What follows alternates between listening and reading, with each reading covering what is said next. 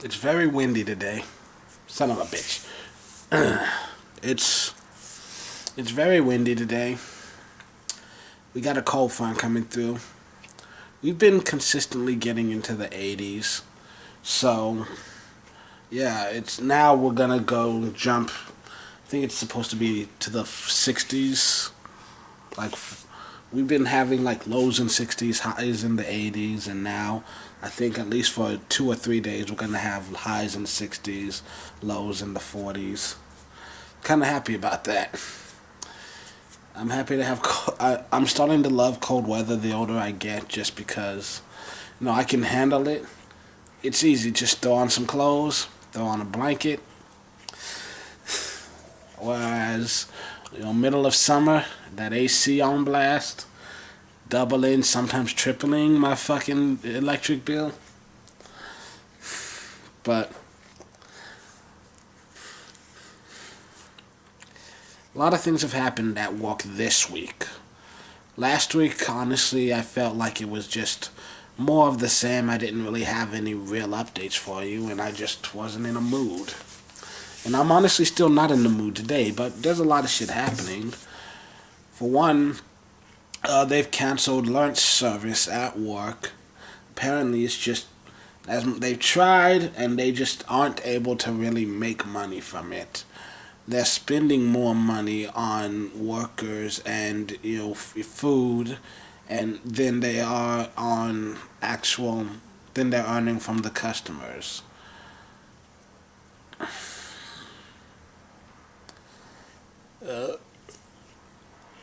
And apparently they've tried different things, and it's just the result doesn't work. Raise prices, less customers, stuff like that.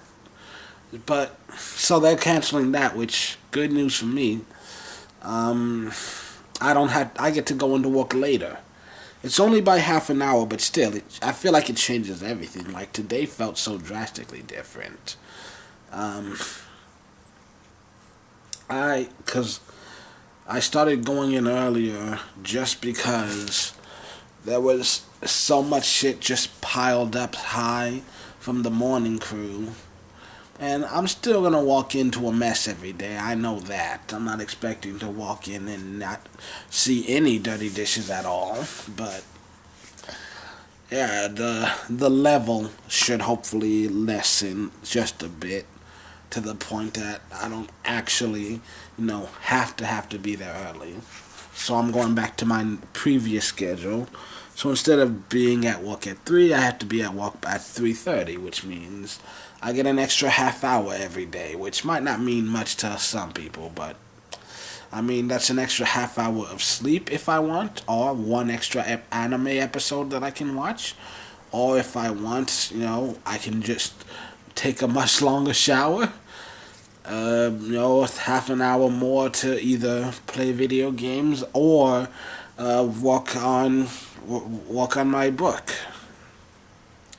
You know, 2.5 more hours per day to write per week. I mean, that's more time to get stuff done. Feeling slightly less frantic than before, especially since there have been days when I wake up at like 10 p.m. because I got to work at 3 because I got to work at 3 o'clock and didn't get home till 2 o'clock.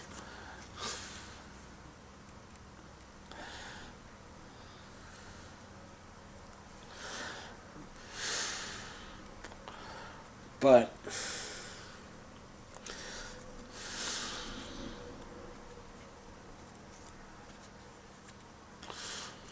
wow, just I'm sorry. I got my TV on. I didn't think this. I wasn't expecting this. They're showing Nets highlights, and every single basket they make, they're up and dancing, like they've never seen someone make a shot before. I'm like, is this college? I mean, damn, this. God, you'd think these were grown men, wouldn't you? Just what? Anyways, sorry, I got distracted. But yeah, no more lunch means less time at work every day, which means a few more hours freed up every week to do more Nathan stuff, which means maybe slightly less tired on certain days. It also could mean working slightly harder on the days when I am there, because less time to do it all, but there's also less to do.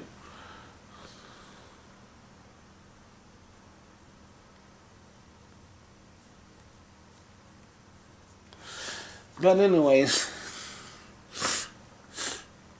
my nose is just stuffed right now. I'm gonna need to blow it as soon as this is over. But, oh yeah, Frodo's leaving. Yeah, I haven't mentioned her in a while. I haven't been seeing her that much. But I bumped into her. I've seen her 3 times this week. Or 3 days this week, I mean. More than one time. But, yeah, she's quitting. And now I'm learning just how complex my emotions are at times. I literally feel like 20 different things at once with just about any news I get, honestly. Because, with her leaving, part of me is sad because, like, I know in my heart I'm never going to see her again. But an even bigger part of me is relieved because I know, time and space, that's the easiest way to get over somebody. So if I never see her again, then there will eventually come a day when I never think of her again. Probably, maybe, I don't know for sure. But who knows? One day I might wake up and I'll think of her and then I'll realize, I haven't thought about her in 6 years.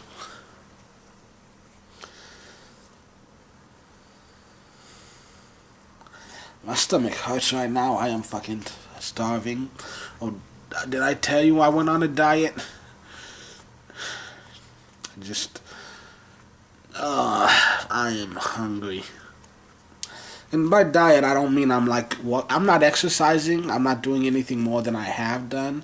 It's just monitoring my intake. I cut out sodas completely. I'm eating less candy than usual. I still have just, bags and boxes and all kinds, just candy all over the place. But I'm less of it. I'm eating less fattening meals and I'm eating smaller meal sizes. Also, the worst part, honestly, I'm not eating at night.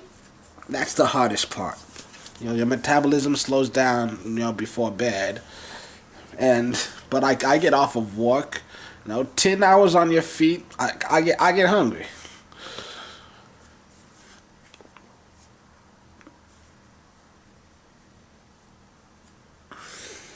My feet hurt. I'm rubbing my foot right now. It hurts. Also, I'm really dry right now.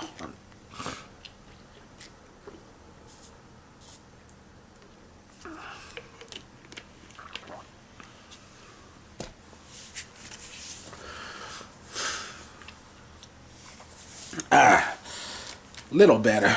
But I'm going to need it again because I'm still talking and that's going to dry me out. Anyways, honestly, I just want to go to bed. So I'm going to try to wrap some of this up. But yeah, Frodo leaving, emotional. I was actually thinking about her as I walked home and the fact that I was sad. Not just because she's gone, and I like seeing her, I like talking to her. But also just, sad because, I think somewhere in the back of my mind there was hope. Like, I haven't scared her away. Like, she's not interested now, but she hasn't ran for the hills yet. So who knows? It's 2-3 years.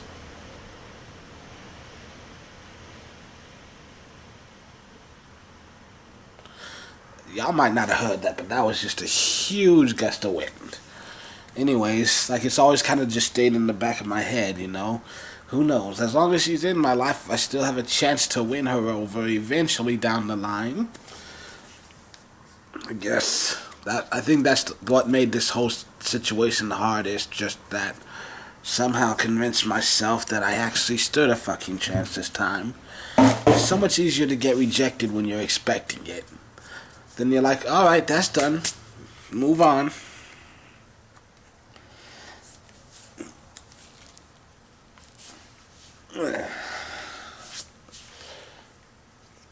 My neck feels stiff, but I can't crack it. I've not cracked my neck once today. I'll pop, really. But either way, it just doesn't feel right to go a whole day without popping my neck. But yeah, so I was walking home and I was thinking about how sad I was that, no, she's not gonna fall in love with me. Hell, why did I think she would? No one's gonna love me. No one ever has. No one ever will. I'm gonna die alone and miserable. And then I was like, whoa, hey, shorty, you ain't gotta go out like that. I mean, I literally told that to myself. I recognized that I was letting my negative emotions spiral out of control, and I was able to kind of stop the flood of negative thoughts for a second. And that's progress. Normally I will just let myself wallow a bit. I end up diving head first and just feel it. But I was able to I recognized that the negative thought patterns and I stopped it. So, some progress has been made at least. Hey, maybe therapy is working. Then I spent the rest of the walk home thinking that today would be a good day to kill myself. And not even that I wanted to, just thinking if I chose to, now would be the best time.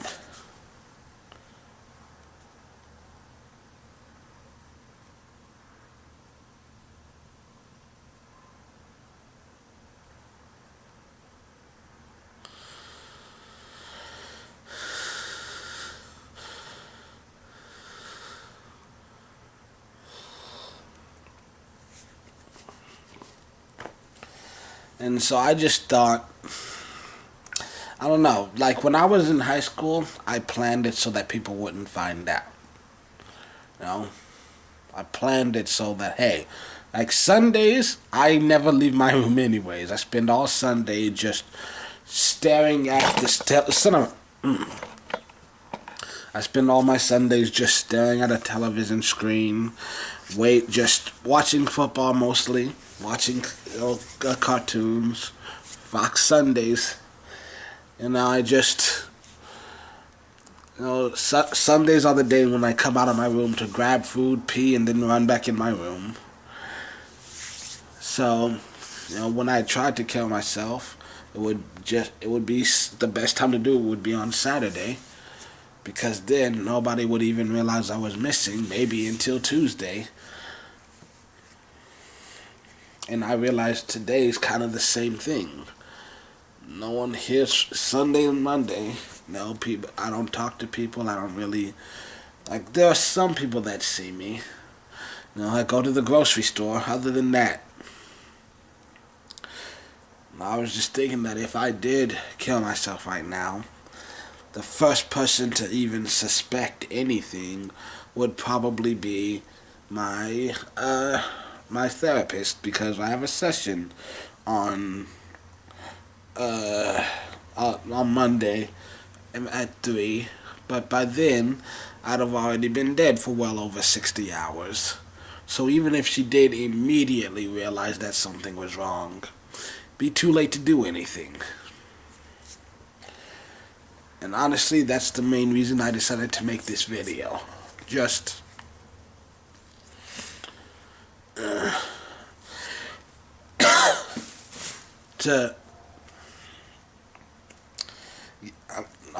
it scared me. It scared me that, the thought of taking my own life has become so commonplace in my life that, suicide is just something to do on the weekends.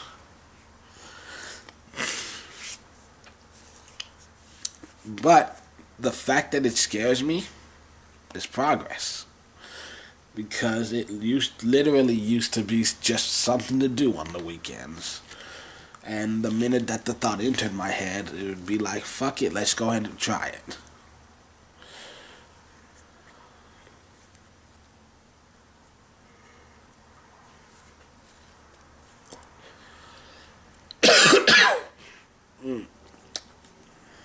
Possible cold. Maybe 40-degree weather and still kind of wet from work isn't the best time to be sitting naked on the couch.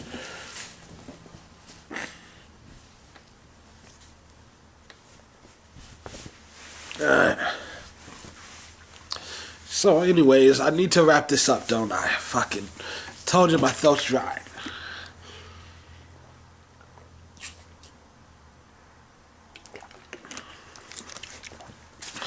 Knew that was gonna happen. Oh shit, a lot of shit happening.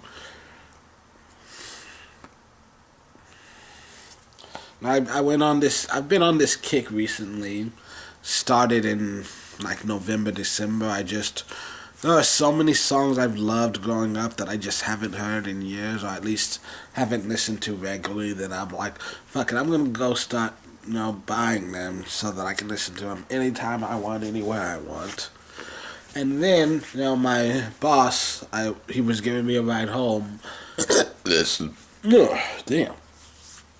He was giving me a ride home earlier this week, and he had like a case of just a bunch of CDs, and I was like, cool, new music, including Bruce Springsteen's greatest hits. So, check one thing off the list, and a 9 Inch Nails CD, another one, and a bunch of country and some other shit that I've never heard of, including like one album of like classical Japanese, music. He was like, it's Bach, but it's Japan's version of Bach, basically. The way he explained it a little deeper than that, but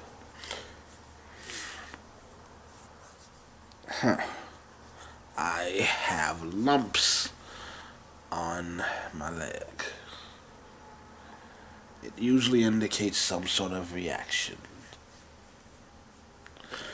I feel like I should be concerned, but it's not itchy, so. Anyways, so yeah, I got a lot of new music this week. Yay! I'm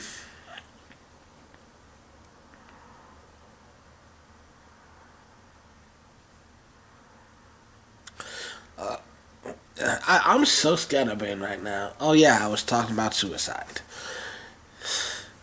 Actually, a quick update. I don't know if I mentioned this, but my counselor was telling me I might have PTSD or something similar. Because honestly, when she first said that, I kind of didn't want to believe her, just because, I think I kind of always associated it with like soldiers and stuff. That's always, I hear PTSD, that's a soldier coming back from war, is like the first thought in my head. She says it could be that any kind of trauma can potentially lead to it. And what she says, she explained mental illness is just perfect storm, is like a venom thing. Because like the symbiote with Spider-Man's power, it can only become Venom when it got fused with Eddie Brock, who hated both Peter Parker and Spider-Man. That hatred he felt fused with the symbiote power and gave Venom form, just like only Cletus Cassidy could create Carnage. And that's kind of what mental illness is like. It's a combination of many factors. Well, and with my case, it's one of those things where there are other people who probably could have gone through the same thing that I did, and it wouldn't have fazed them. But in my case, the person that I am experienced these things and ended up, with a lot of issues as a result. I'm going to blow my fucking nose because this is bothering me.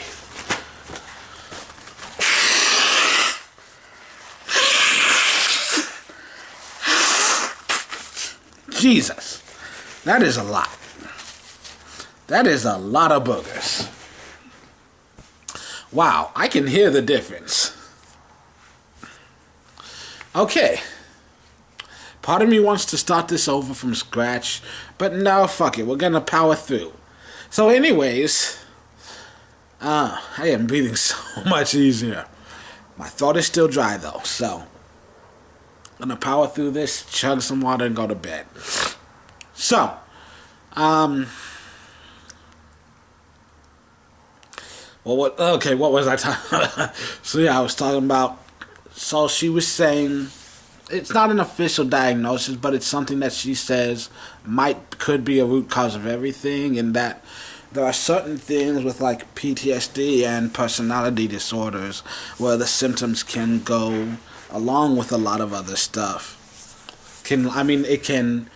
There are a lot of different mental disorders where the symptoms basically look exactly the same as this other one, and the only real difference is what causes it. Whereas, like, oh, with this one, yeah, you're just born crazy. And with this one, it's all explained by the fact that you got the shit beat out of you every day of your life for the first 10 years of your life. You know, like things I've talked about on this channel, like the hypersensitivity, that's something that can be a result of trauma as a kid, and the fact that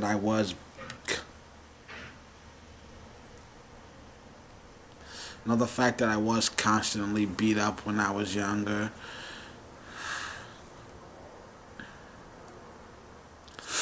And just beat up at home, beat up at school, never had a place where I felt safe. That's a reason why there's this high alertness, why I'm extra sensitive to sounds and just like the presence of another human. I can't tell you how many times I've just had spider sense go off, and then I swept around and someone's right behind me, and they're like, "Did I scare you?" And like I'm not really scared, but like I was just aware that something was near me. Like there was just an alarm going off, sounding danger, but it also explains, like, in certain situations, like a place I feel comfortable with or people I feel comfortable with, very easy to sneak up on me. But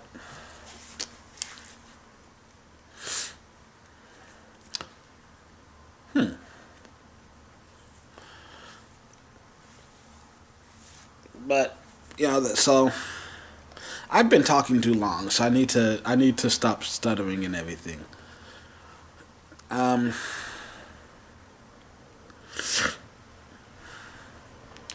so yeah, that's one thing we're looking into. Like the depression, undeniable. You know, constantly feeling sad, suicidal thoughts. The depression is definitely a true thing.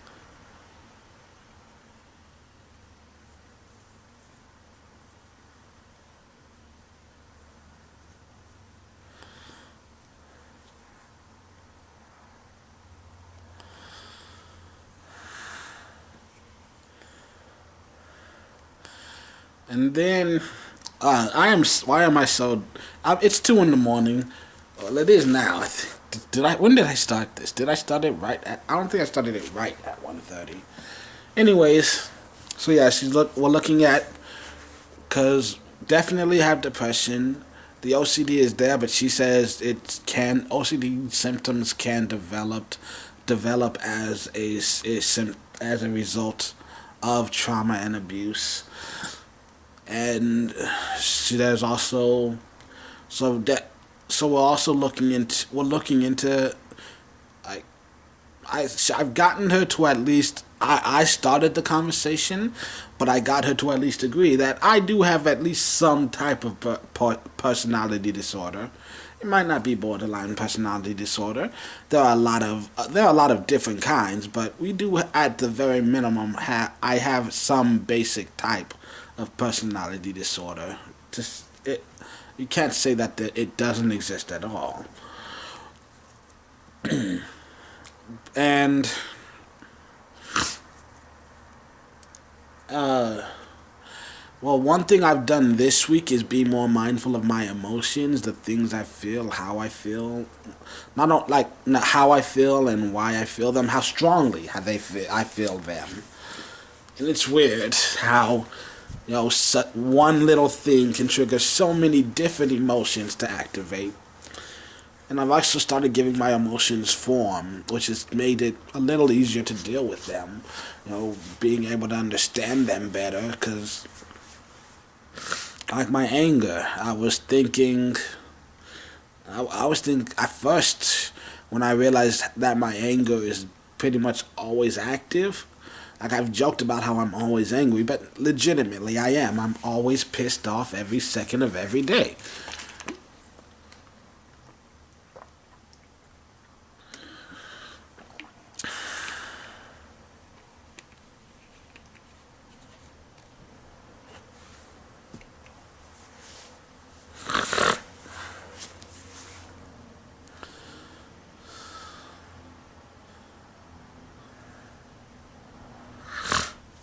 Anyway, I realize she's not some demon spawned from hell. My anger is more like a dog. He wants to protect his home. He wants to protect the master. And unfortunately, the master's been hurt a lot. And so now the anger has become just hyper vigilant, lashing out at anything and everything that could ever be possibly perceived as a threat. Which is why I've never gotten angry at Nikki, even though she does a lot of things that would normally piss me off if someone else did it. Like the fact that I don't think I've ever actually finished a thought when I'm talking to her. I don't know if you can tell, but there are times when I pause in the middle of conversations. It's not for dramatic purposes, it's just that I get stuck in my own head thinking about, what I'm going to say next. And it just happened now. I want to make sure that the things I'm saying are coming out the way I want them to come out. That you hear it the way I hear it in my head.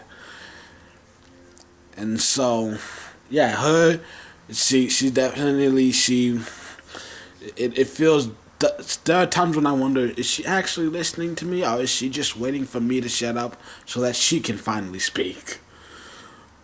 And normally I just do not associate with those type of people. But for some reason, I was able to let my guard down around her.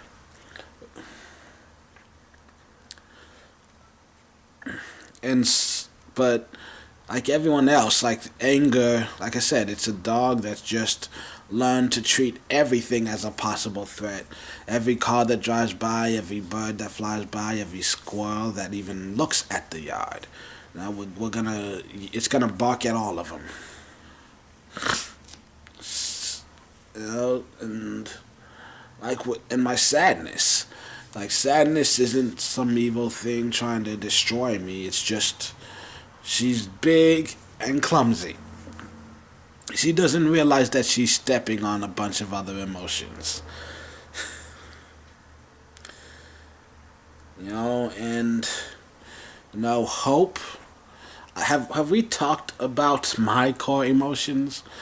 Because I don't know if I've mentioned that on here. I might have years ago. But in case I haven't done it, or for people who might have forgotten, or for anyone who's just brand new here and this is the first time you're seeing me, I've never seen Inside Out, and I refuse to see it, just for the simple fact that it portrays us all as, first of all, not everybody is ruled by their emotions. Some people are capable of rational thought. Secondly, even if we're not all ruled by the exact same emotions. For one thing, nothing in this world disgusts me. Except, hatred brought on by ignorance. But even that, it's not necessarily, it's the people who choose to live in ignorance and thrive on that hatred. It's not the hatred and ignorance itself. But yeah, my core emotions are like anger, sadness, and that's it. That's it, nothing else. I'm kidding. But yeah, forethought. That's one from, that's me thinking of the future. Is it worth it? Forethought rules everything. Because I have emotional responses, but forethought is the one who decides whether or not I act on those emotions. Like someone pisses me off, I want to punch him in the face. Forethought goes, well, let's look at this here. Do we really want to punch them in the face? Yes we do. Well, is it worth it though? I think it'll be worth it. It'll make me feel better. What if he punches you back? I don't want to get punched in the face. I mean, if you punch someone in the face, there's a good chance they might punch you back. I'll kick his ass then. But what if he kicks your ass? Well then, let's hope that doesn't happen. I will bite, I will scratch, I will kick. Okay, well, let's say you kick his ass then. You're probably getting fired, possibly going to jail. Is he really worth going to jail over? Is this little thing that you're so pissed off over actually worth going to jail over? And I kind of realized, that's, forethought for me, it's like a dam. It's not really a person, it's a dam. It's holding back the emotions. The dam, it needs maintenance. It's in need of repair and upgrades. The water has been beating against it for so many decades, and it's falling into disarray. And also, with global warming and everything, rising sea levels. Plus, sadness, she's big enough she can just jump right over the dam.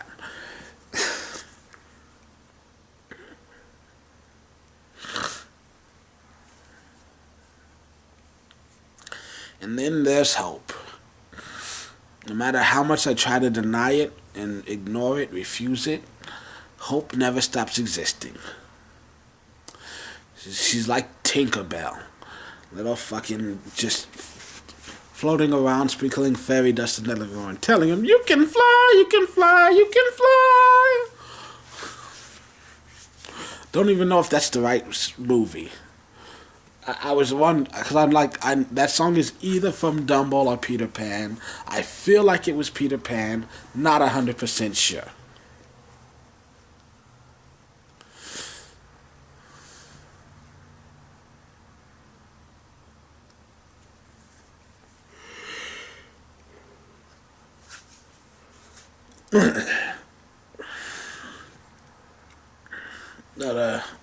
You know what? I've been talking for too long, and I keep getting off track. But yeah, anger is an overprotective dog, and sadness is just a clumsy giant. And counseling actually does seem to be working, at least a little bit. And also, blow your nose. If your nose needs to be blowed, then blow it. Just blow it. My mouth, man. This ain't Gucci. It's Prada. It ain't Gucci. I just insulted Prada, didn't I? I don't care. I don't wear any of that shit. I shop thrift.